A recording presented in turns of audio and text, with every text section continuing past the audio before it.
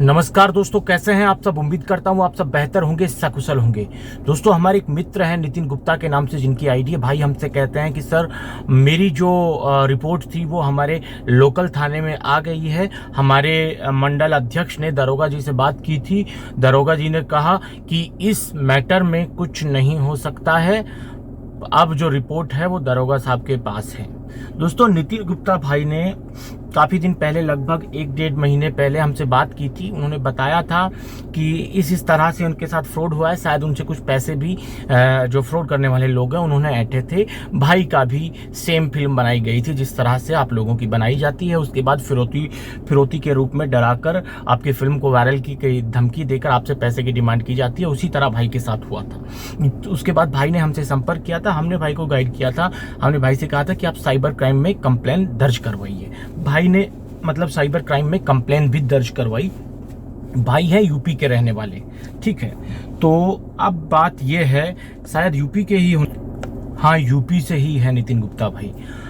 अब देखिए दोस्तों, हमारे प्रशासन की निष्क्रियता का आप लेवल चेक कीजिए कि जब यही घटना किसी सेलिब्रिटी के साथ हो जाती है, किसी हाई प्रोफाइल व्यक्ति के साथ हो जाती है, या फिर इस तरह की किसी घटना में कोई आदमी अपनी जिंदगी से हाथ धो बैठता है, जिंदगी को अलविदा बोल देता है, उसके बाद पुलिस इन्हीं घटनाओं में सक्रिय हो जाती है और उसके बाद आरोपियों को भी पकड़ती है, उनका पता भी लगाती है और उनको अरेस्ट करके जेल में भी डालती है। और एक आम आदमी जो बेचारा हर समय अपनी मेहनत करता है, अपना टैक्स टाइम पे भरता है, ठीक है, और अपना पूरा नियम कायदे से वो अपनी जिंदगी जी रहा है, अपना जीवन यापन कर रहा है, एक रोज उसके साथ इस तरह का फ्रॉड हो जाता है। वो कितनी उम्मीद के साथ पुलिस के पास अपनी कंप्लेन को दर्ज करवाता है, और जब कंप्लेन पर कार्रवाई करने का भरोसा देने की बजाय उल्टा पुलिस उस भाई से ये कहती है कि इन सब मामलों में कुछ नहीं हो सकता, तो हम सोच सकते हैं कि हमारा सिस्टम कितना बेशर्म है। दोस्तों, कड़े शब्द का इस्तेमाल इसलिए करना जरूरी है क्योंकि बिना कि कड़वी बात कहे सच्चाई लोगों को हजम नहीं होती है। यही हमारे पुलिस प्रशासन का हाल है। जितने भी पुलिस वाले भाई साहब मेरा वीडियो देखे तो वो मेरी बात को सुन के उनको बुरा लगना चाहिए। अगर बुरा नहीं लगता, इग्नोर करते हैं, तो उनसे बड़ा कोई बेशर्म नहीं है।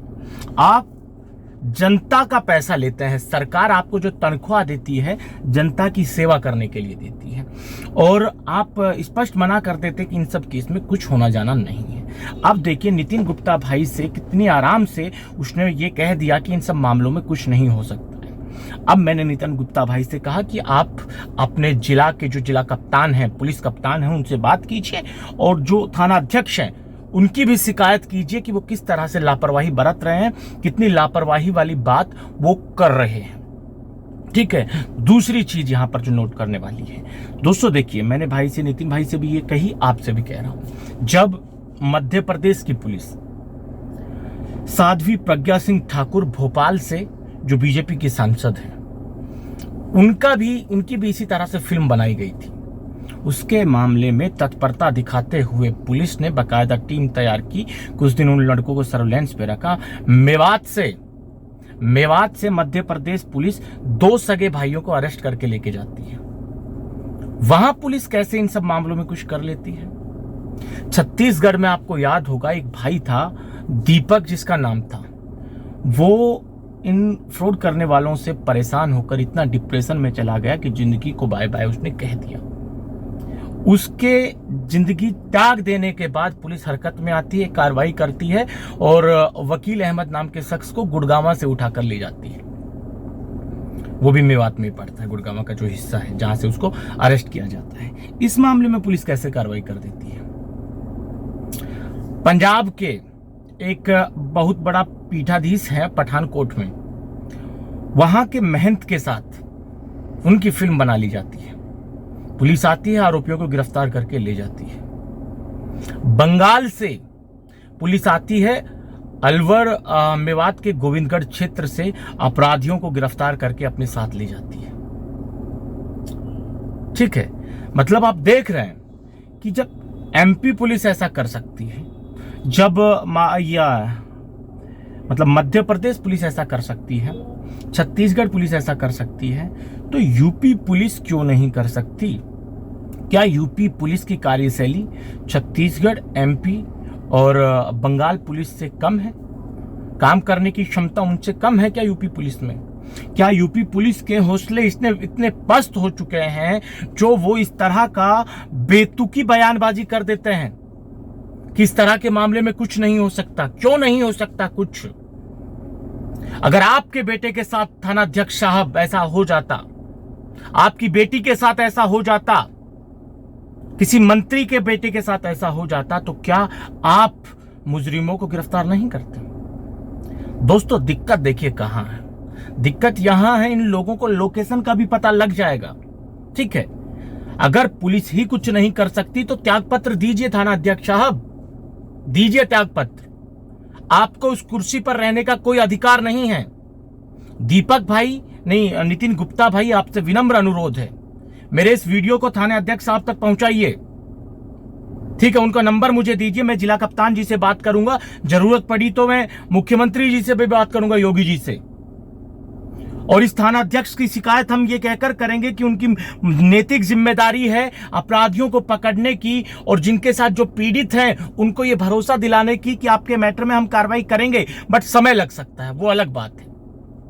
परंतु ये कह देना इन सब मामलों में कुछ नहीं हो सकता, ये कितनी बेशर्मी की बात है। कानून जब ये नहीं कर सकता तो आम नागरिक कहां जाएगा जो राज्य की बेहतरी के लिए अपना योगदान उसमें निरंतर दे रहा है, एक कर्तव्यनिष्ठ नागरिक की तरह। तो उसके ऊपर जब कोई आंच आती है, उसको जब ठगा जाता है, तो पुलिस ऐसा बयान क्यों देती है, ऐसी बातें क्यों करती है कि इन सब मामलों में कुछ नहीं हो सकता?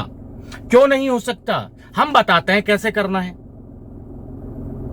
जितने भी नंबर हैं उनकी लोकल एरिया नेटवर्क रेंज तो पता कर सकते हो थाना अध्यक्ष साहब। वो जो नंबर हैं बेशक झारखंड के मिलेंगे, छत्तीसगढ़ के मिलेंगे, मध्य प्रदेश के मिलेंगे, असम के मिलेंगे, परंतु उस सिम को लेते समय एक लोकल रेफरेंस नंबर दिया जाता है, वो तो आप पता कर सकते हैं। वो छोड़िए, सबसे जरूरी, बेशक व्हाट्सएप इस्तेमाल करता हो, कुछ भी करता हो, लोकल एरिया नेटवर्क रेंज से आप ये पता लगा सकते हैं कि अपराधी किस एरिया के हैं। दिक्कत दोस्तों यहां ये आती है कि इसके लिए टीम तैयार करनी पड़ती है। जरूरत पड़ने पर जब इनको टारगेट का, एरिया का अनुमान लग जाता है कि अप्रोक्स 2 किलोमीटर के दायरे में अपराधी है, तो पुलिस को एक टीम तैयार करनी पड़ती है जो मतलब अपने फॉर्मल ड्रेस में वहां के आम लोगों से घुल मिलकर उन अपराधियों के बारे में जानकारी इकट्ठा करके उनका पता खोजने में लग जाती है। ऐसे ही किया मध्य प्रदेश पुलिस ने, छत्तीसगढ़ पुलिस ने ऐसे ही किया। बंधुआ मजदूर बन के गए थे, बाकायदा मजदूरी की उन्होंने अपराधियों के घर के, गांव के बाहर, मौका मिलते ही अपराधियों को उठाया। क्या यूपी पुलिस आज इतनी बेबस है कि वो इस तरह के अपराधियों को नहीं पकड़ सकती? गलत बात है, बिल्कुल गलत बात है।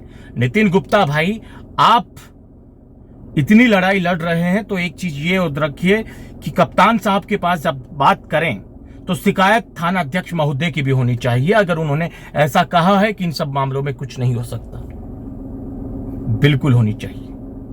मजाक बना दिया सिस्टम का यार। जब पुलिस हाथ खड़े कर देगी तो आम जनता कहां जाएगी, किसकी शरण में जाएगी?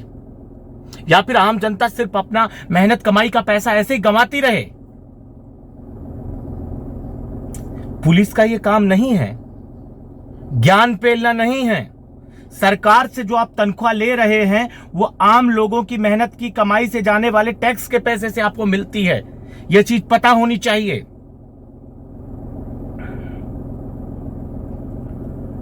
दोस्तों, इस मामले का संज्ञान उस जिले के जिला कप्तान जी के पास जरूर होना चाहिए। मैं कोशिश करूंगा कि थाना अध्यक्ष साहब से खुद बात करूं और जरूरत पड़े तो एसपी साहब से बात करेंगे, जरूरत पड़ी तो मुख्यमंत्री जी से भी बात करेंगे। कि ऐसे नहीं छोड़ेंगे यार, पुलिस हाथ खड़े कर देगी और फिर आप कहते हैं लोगों को जागरूक करने के लिए कि आप डरिए मत, आपके साथ कोई गलत होता है तो आप उसके खिलाफ कंप्लेन कीजिए, पुलिस आपके साथ है। कहां है पुलिस साथ भाई? पुलिस ने तो हाथ खड़े कर दिया फोन पर ही, कुछ नहीं हो सकता इन मामलों में। ऐसा साथ नहीं चाहिए। साथ है तो साथ खड़े हुए दिखना चाहिए। और यूपी पुलिस से तो यह उम्मीद हमें कतई थी नहीं। इतनी बचकानी बातें, इतनी लापरवाही भरी बातें कोई कैसे कह सकता है? एक ऐसे पद पर बने हुए जिसका काम ही कानून की सेवा करना है, रक्षा करना है, अपराधियों को पकड़ना है, उनका समूल विनाश करना है।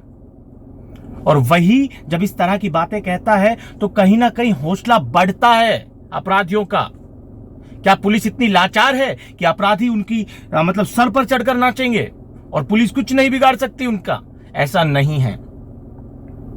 अगर नितिन गुप्ता भाई आपकी जगह किसी सेलिब्रिटी का, किसी मंत्री का, किसी विधायक का लोंडा होता तो अब तक गिरफ्तारी के लिए योजनाएं बन चुकी होती, टीम तैयार कर चुके होते थाना अध्यक्ष साहब खुद, क्योंकि वहां इनकी पीठ थपथपाई जाती। जरूरत पड़ती तो इनको मेडल दिया जाता, जरूरत पड़ती तो प्रमोशन का रास्ता तैयार हो जाता। बट यहां नितिन गुप्ता भाई आप क्या हैं? आम ही तो आदमी हैं। आपका केस सोल्व करके थाना अध्यक्ष साहब को क्या मिलेगा? क्यों ये एक टीम तैयार करेंगे, यूपी से राजस्थान मेवात में भेजेंगे, उनको सर्वेलेंस पे रखेंगे? हैं, कहां से पैसा देंगे उस टीम को, इस ऑपरेशन को करने का? तो आम आदमी की लड़ाई थोड़ी मुश्किल होती है नितिन भाई, नामुमकिन नहीं होती। तो आप इतना लड़े हैं तो आगे भी जाइए, डरिए मत, कदम पीछे मत हटाइए। ये वो पॉइंट होता है, यहां से आधे से ज्यादा लोग कदम पीछे कर लेते हैं। यहां से हमें कदम पीछे नहीं करने हैं। हमने थाना अध्यक्ष साहब से ये कहना है कि थाना अध्यक्ष साहब कुछ होगा नहीं होगा वो बाद की बात है, पहले प्राथमिकी तो दर्ज कीजिए, एक टीम तो तैयार कराइए, नंबर सर्वेलेंस पर तो रखिए, अपना शुरुआती काम तो शुरू कीजिए। पहले ही आप हाथ खड़े कर रहे हैं। नितिन भाई मैं आपके साथ हूं, ठीक है, जरूरत पड़ी तो हम आगे जाएंगे। दोस्तों आज के इस वीडियो में इतना ही, जल्द मिलते हैं नया वीडियो लेकर नई जानकारी के साथ। रखिए तब तक अपना ख्याल। जय भीम, जय हिंद की सेना साथियों।